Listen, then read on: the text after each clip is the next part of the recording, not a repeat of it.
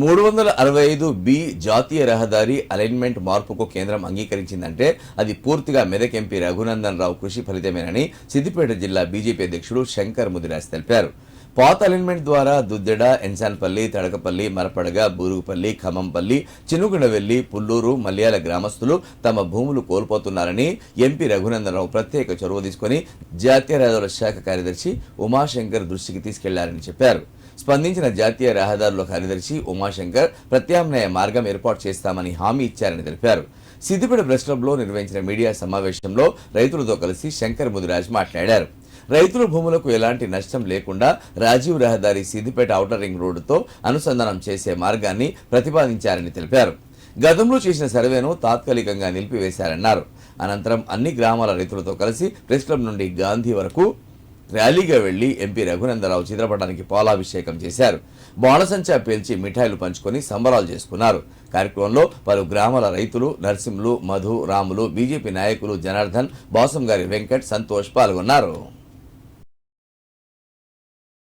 ఏదైతే సూర్యాపేట నుండి వయా దుద్దెడ నుండి సిరిసిల్లకు వెళ్లే జాతీయ రహదారిని సర్వే జరుగుతుందని చాలా కాలం నుంచి వాళ్ళు ప్రభుత్వ అధికారుల చుట్టూ తిరుగుతూ ఉన్నారు.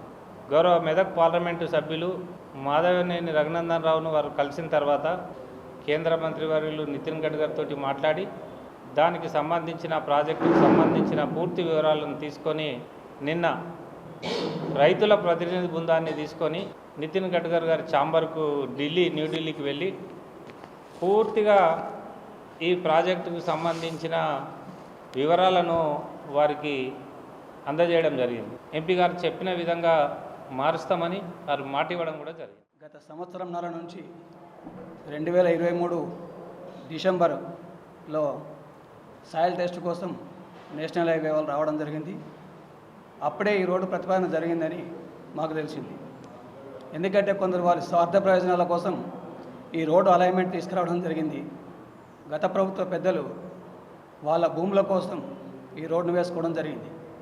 సాయిల్ టెస్ట్ కోసం రాగానే మాకు ఈ విషయం తెలిసిన వెంటనే రఘన్న గారిని కలవడం జరిగింది. ప్రస్తుతం మన గౌరవ ఎంపీ రఘునందన్ రావు గారిని కలవడం జరిగింది.